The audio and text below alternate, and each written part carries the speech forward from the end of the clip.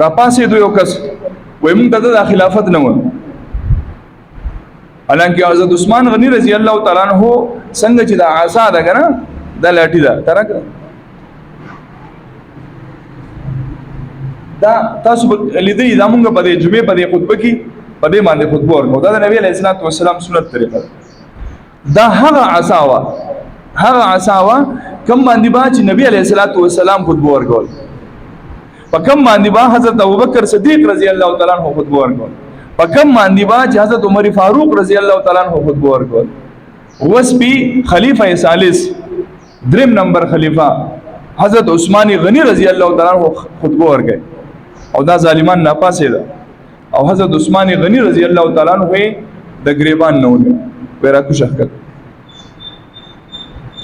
دا لاټي دی واغستا او لاټي دا کوم عصا چې وا د نبی علیہ الصلوۃ والسلام مبارک عصا د ټوټه کلم ماته حضرت عثمان غنی رضی الله تعالی عنہ ورته وای او څوک دی نوجوان نه دی دا کیو کال بوډا دی عثمان غنی رضی الله تعالی عنہ بوډا دی سپینګری دی په دغه وخت کې دا ټول عمر د دین او د اسلام د خدمت لپاره وقف کړو هغه صحابي دی او ما تاسو وی کنه کله چې مدینه منوره ته صحابه رااله نو دا خوګو بو ته انتهایی تکلیف دی چې خوګي وبنيشتي ټول وبدي خدا تروي وبدي تاسو قابل نه دي او دا کم ځي کې چې خوګي وبدي نو خوګي وب بداسي سي کې دي بیر روما چې هغه انتهایی مهنګا دي او نبی علیہ الصلوۃ والسلام فرمایل زما د ملګرو ته تکلیف دی د مسلمانانو ته تکلیف دی کچری یو مسلمان یا په شریک باندې څوک داسي وکي چې دا خوګي وبو دا کوی واخلي او وقفي کی نو زه بوله د جنت ذمہواری ورګم څوک ورګي دا الله حبیب زه بوله د جنت ذمہواری ورګم چې هغه په جنت تزي حضرت عثمان غنی رضی الله تعالی عنہ دا يهودي سره سودا وکړه بای وایا هغه ته موقع ملو شو چې بای وایا وته مو مانګي قیمت ولا ورکو چې سونه وی درکو ځکه چې د پیغمبر د حضور محمد مصطفی احمد مجتبی صلی الله تعالی علیه وسلم مبارک جبینا ماته د جنت بشارت ملاویږي او کوی نبی علیہ الصلوۃ والسلام له واغستو او ته د الله رسوله د تاسو د بار دی چې تاسو به څه کوی هغه کوی نبی علیہ الصلوۃ والسلام فرمایله دي مسلمانانو د بار دا وقف دا هغه صحابي او چې چرته په مسلمانانو باندې تکلیف راغله د ټولو نه اول په صف اول کې حضرت عثمان غنی رضی الله تعالی عنہ ولاړ کدا د مال په اعتبار سره کدا جان په اعتبار سره کدا عزت په اعتبار سره هر ځای کې د ټولو نه اول حضرت عثمان غنی رضی الله تعالی عنہ مخکې شوی هغه ته وای ورا کو شه دینا هغه ته زاب عثمان نه ما چې نبی علیہ الصلوۃ والسلام ما ته فرمایلیو چې عثمان ته جنتی تاسو جنتی سره وای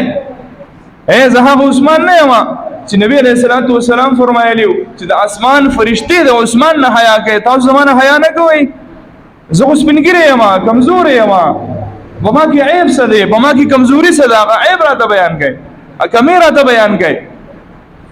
او که تاسو وایي چې خلافت پرېږدا خلافت خو زه صرف د دې وجې نه پرېږدم چې نبی علیہ الصلوۃ والسلام ماته ارشاد فرمایلیو چې عثمانه تا ته د خلافت د لباس درواغستولی شي خو ګوره عثمانه ته به د لباس ګوره نه وباسې حد تر دې چې ستانه په زور باندې واغستلی شي دا د نبی علیہ الصلوۃ والسلام د مخکې نبی او ما تاسو ته حدیث بیان کو چې نبی علیہ الصلوۃ والسلام څه فرمایل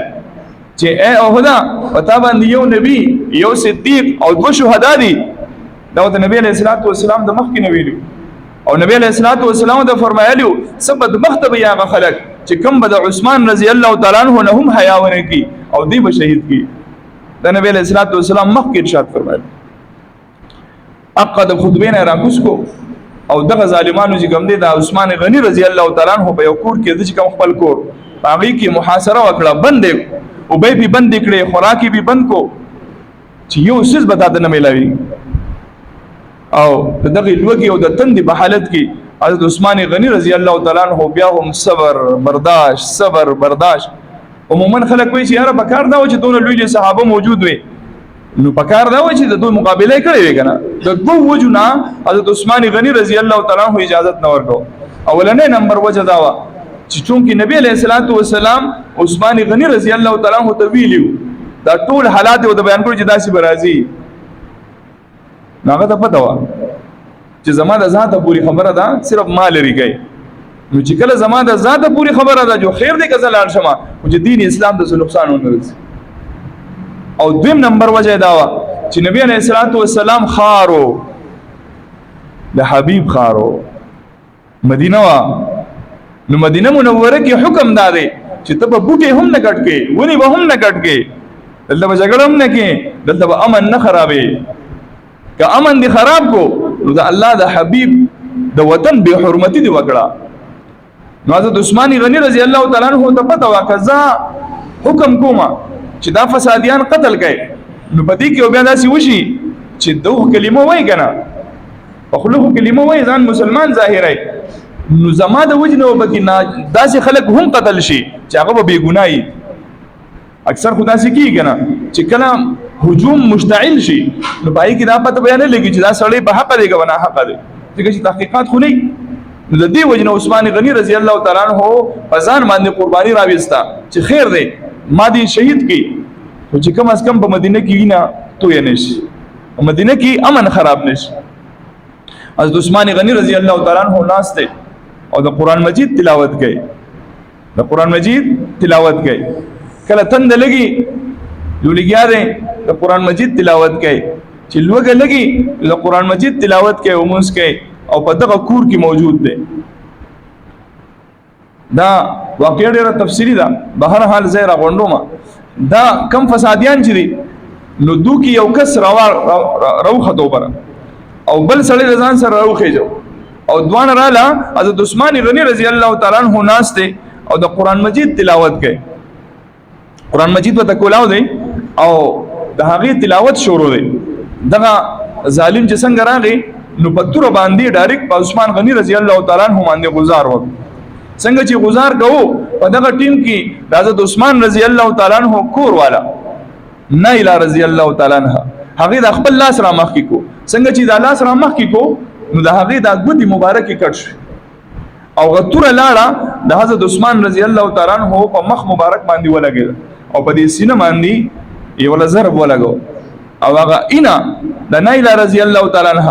او د عثمان رضی الله تعالی عنہ دا اینا چې کوم دی په قران په صفحات باندې چې کوم دی هغه باندې خورش